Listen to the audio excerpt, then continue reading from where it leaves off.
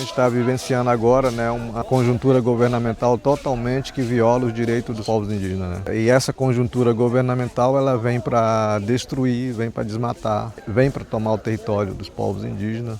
E a gente sabe que essa conjuntura vem, né, com um fascismo muito grande sobre a política indígena em nosso estado brasileiro. Está muito fácil de entrar na terra indígena hoje. Por não ter uma proteção, está muito fácil. A gente vê a falta de fiscalização dentro das terras indígenas, a gente vê a falta de proteção para os povos indígenas, a falta de proteção para a floresta amazônica. E esse pulmão do mundo hoje está sendo afetado com esse câncer do desmatamento, da ganância, da exploração dos recursos naturais e minerais dentro dos territórios indígenas e de outros territórios.